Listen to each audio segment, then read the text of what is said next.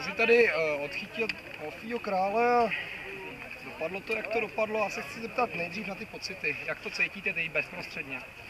Tak samozřejmě každá prohra jakoby svým způsobem trochu mrzí, ale já jsem hrozně rád, že ty lidi do toho dali to svoje srdíčko a že se prostě nebáli a opravdu i přes to všechno počasí, únavu, kocovinu, že do toho prostě šli a dali do toho to srdíčko, no, to je hodně důležité. Myslíte si, že byli jsme favorizovaní, ale možná jste to trošku podcenili. Já jsem viděl kluky, jakoby to jsou děvky na pokojích, co se říká, tyhle ty věci. Nemyslíte si, že to škodí morálce takhle? Tak, škodí, říká se lecos, že jo. Je pravda, že nepřítel měl závěrečný bitvě o něco víc štěstí, možná nějakou taktickou výhodu, nicméně nemyslím si, že by to byl nějaký zásadní problém pro dlouhodobé fungování naší armády. No, cítil jste to jakoby rovně, protože tam se objevovaly různé názory, že u těch sudí tam byl trošku problém, nejen z hlediště, ale i z odborných kruhů sportovních. Jak to vnímáte vy?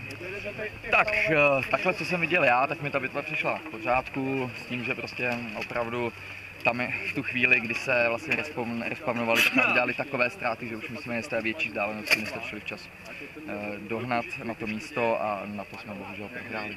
Jakoby docela ještě brzo hodnotit, ale ozývají se šokové hlasy, že možná dojde k výměně ve vedení reprezentace, takže já nevím, jak to máte, nebo jestli o tom chcete mluvit, kdybyste pro naše diváky něco, jak to vypadá. Ano, samozřejmě, jako již každým rokem je to tak a může dojít k vedení. Já si vždycky každý rok říkám, jestli prostě nejít se sem jenom jakoby opíjet nebo tak. Ale na druhou stranu potom zase si říkám, koho lepšího máme, že jo.